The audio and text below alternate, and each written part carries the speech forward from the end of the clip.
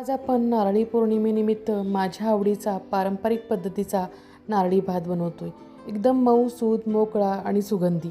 हा भात बनवताना आपण एक ट्रिक वापरली आहे की ज्यामुळे तुमचा भात अजिबात चिकट होणार नाही. अगदी मोकळा, स्वादिष्ट आणि सुगंधी आणि मऊसूद सुद्धा बनेल. नमस्कार, सुषमाच्या किचनमध्ये खूप खूप स्वागत आहे तुमचं. आता नारळी भात बनवायचा म्हटलं तर नारळ लागणारच. त्यासाठी मी ताजा फ्रेश नारळ फोडून घेतलेला आहे. आज आपण नारळी भात बनवतोय. त्यासाठी मी इथं बासमती तांदूळ घेतलेले आहेत. 1.25 वाटी तांदूळ मी इथं घेतलेला आहे. हा तांदूळ 15 ते 20 मिनटं छान भिजला पाहिजे. यासाठी आपण स्वच्छ पाण्यानं 2-3 वेळेला धुवून हा पाण्यामध्ये भिजत घालणार आहोत. नारळी भात बनवण्यासाठी मी इथं गुळाचा वापर करणार आहे. तर त्यासाठी गूळ चिरून घेऊया सुरुवातीलाच आणि ड्रायफ्रूटसुद्धा आपण चिरून घेऊया. इथं आपण अर्धा नारळ घेतलेला आहे. त्यातलं अर्धा नारळाचं दूध काढणार आहे आणि अर्ध्या नारळाचा आपण चव बनवणार आहोत. पहिल्यांदा मी मिक्सरला फिरवून घेतलेला आहे नारळाचा चव आणि नंतर आपण त्यामध्ये परत एकदा थोडंसं कोमट पाणी घालून परत एकदा पाणी घालून आपण त्याचं नारळाचं दूध काढलेलं आहे. इथं आपण 1.25 वाटी तांदळाचा भात बनवतोय. त्यासाठी साधारण 2 वाटी नारळाचं दूध तरी आपल्याला लागणार आहे. आता सुरुवातीला आपण फोडणी देणार आहोत भाताला. त्यासाठी 2 चमचे मोठे भरून आपण तूप घालणार आहे. फोडणीसाठी मी तर 4 लवंग घेतले, थोडी दालचिनी घेतलेली आहे आणि 2 अख्खी वेलची घेतलेली आहे. आता या तुपामध्ये हे मसाले थोडे परतून घेणार आहोत आपण. त्यामध्ये जो भिजलेला तांदूळ आहे आपला तो सुद्धा आपण छान थोडा वेळ परतणार आहोत. तांदूळ अगदी हलक्या हातानं परतायचा आहे कारण त्याचे तांदळाचे कण मोडतात आणि मग भात चिकट होऊ शकतो. आपल्याला 1 वाटी तांदूळ म्हणजे साधारण 1.5 ते 3 वाटी एवढं पाणी लागणार आहे. तर सुरुवातीला आपण फक्त 1 वाटी पाणी घालून तो भात शिजवून घेणार आहोत. म्हणजे खूप जास्त शिजवणार नाही आहे, फक्त 50% भात आपण शिजवणार आहोत की ज्यामुळे आपला भात मोकळा होणार आहे. आणि भातामध्ये चवीनुसार थोडं मीठसुद्धा घालायचं आहे. भात मी दुसऱ्या गॅसवर शिजायला ठेवला आहे आणि आपण इकडं गॅसवरती एक जाड तळाची कढई ठेवलेली आहे आणि यामध्ये मोठे 2 चमचे भरून आपण तूप घातले आणि तुपामध्ये आपण जे ड्रायफ्रूट्स घेतलेत ते थोडे परतून घेणार आहोत. ड्रायफ्रूट्समध्ये मी मनुके, काजू, बदाम आणि पिस्ते घेतलेले आहेत. ड्रायफ्रूट्स थोडे क्रंची झाले की त्यामध्ये आपण गूळ घालणार आहोत. मी इथं अर्धी वाटी गूळ घेतलेला आहे. खूप जास्त गोड भात करायचा नाही मला. अर्धी वाटी गूळ बास होतो 1 वाटी तांदळासाठी. गूळ खूप जास्त जरी झाला तरी तुमचा भात चिकट होऊ शकतो. त्यासाठी खूप जास्त प्रमाणातही गूळ घालायचा नाही. गूळ थोडा मेल्ट झाला की त्यामध्ये आपण जे खोबरं बारीक वाटून घेतलेलं आहे ते घालायचं. एक अर्धी वाटी खोबरं आहे वाटलेलं आणि ते आपण जसं आपण मोदकाचं सारण करतो त्या पद्धतीने सारण करून घ्यायचं आहे. थोडं ड्राय होईपर्यंत आपण परतणार आहोत. खरं तर नारळी भात कुकरमध्ये अगदी पटकन होतो, परंतु तो फार चिकट होतो आणि मग खाल्ला जात नाही. यासाठी आपण अगोदरच तांदूळ वेगळे शिजवून घेतलेले आहेत आणि मग हे गूळ आणि खोबऱ्याचं वेगळं मिश्रण केलेलं आहे. त्यामुळे आपला भात अजिबात चिकट होणार नाही. आता या गूळ खोबऱ्याच्या मिश्रणामध्ये मी खोबऱ्याचे लांब लांब तुकडे केले ते सुद्धा परतलेत. खोबऱ्याचं मिश्रण तयार झाले तर ते आपण साईडला उतरून घेऊया. इथं पाहू शकताय आपला तांदूळ 50% शिजला आहे. त्यामध्ये जे आपण नारळाचं दूध काढले त्यातल्या सुरुवातीला 1 वाटी दूध आपण या भातामध्ये घालायचं आहे आणि मिक्स करून घेणार आहोत. भात अगदी हलक्या हातानं परतायचा आहे.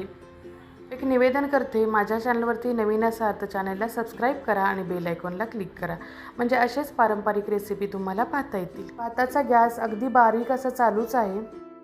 आता भातामध्ये आपण जे गूळ खोबऱ्याचं मिश्रण तयार केलं होतं ते मिक्स करून घेऊया.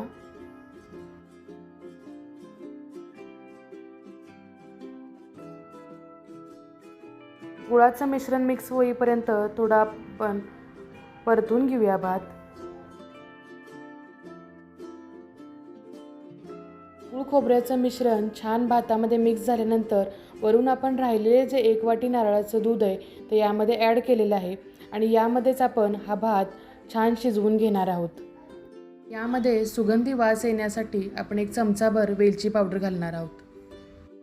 एकदा नारळाचं दूध आणि गूळ घातल्यानंतर भात खूप जास्त ढवळायचा नाही.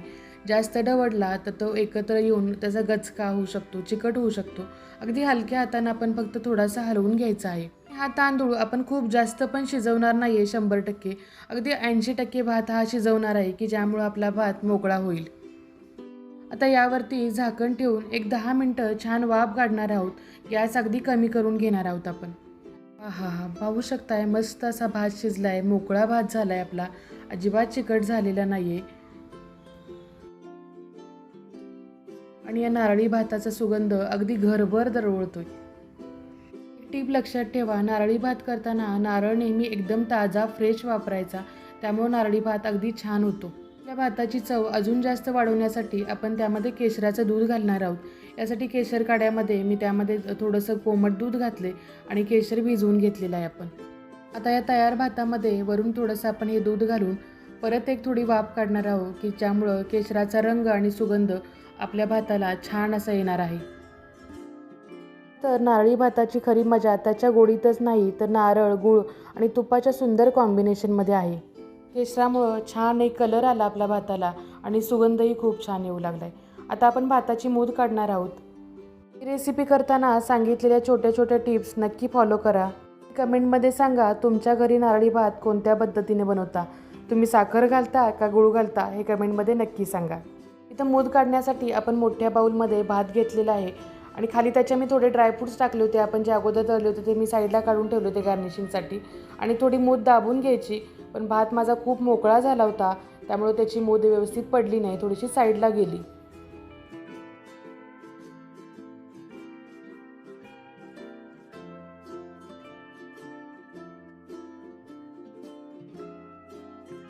मस्त मोकळा मऊसूत असा आपला नारळी भात तयार झालेला आहे. वरून थोडं केशर घालायचं आहे आणि वरून थोडीशी तुपाची धार घालायची, म्हणजे एकदम छान अशी चव येते तुपामुळं अजूनसुद्धा.